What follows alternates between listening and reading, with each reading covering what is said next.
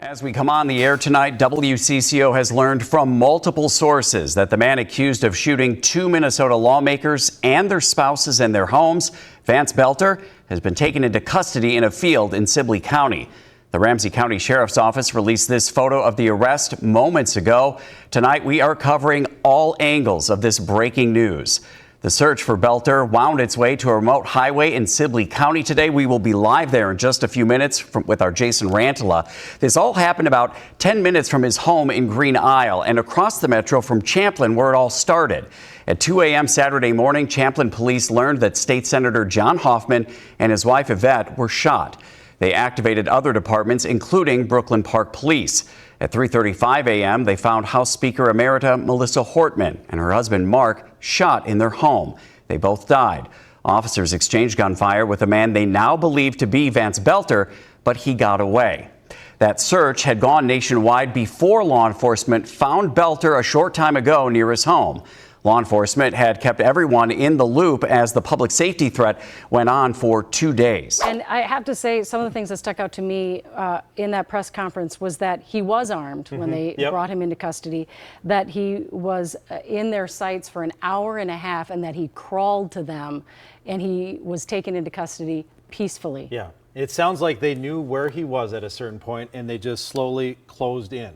That a police officer saw him running into a grove of trees. And they mentioned calling out to him. So that's kind of, just like you see on a movie, they call out the name of the suspect. They let him know that you are surrounded, like there's no getting out of this to try to break the will of the person.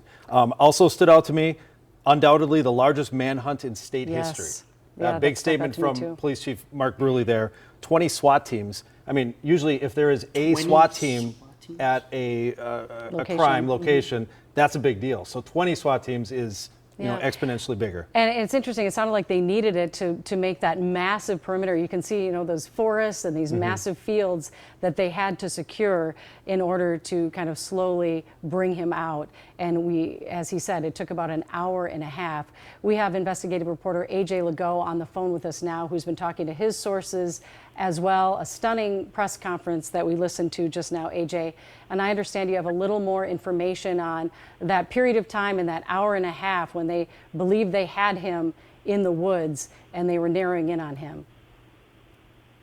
Yeah, Julie, this didn't come out at the press conference we all just listened to, but what my sources are telling me is what led law enforcement to that specific area is a neighbor who spotted Boelter on a trail camera, like hunters would use in rural areas, or, landowners might have them up to spot trespassers. But that trail cam was what led law enforcement to that area. A neighbor spotted him and got a hold of law enforcement.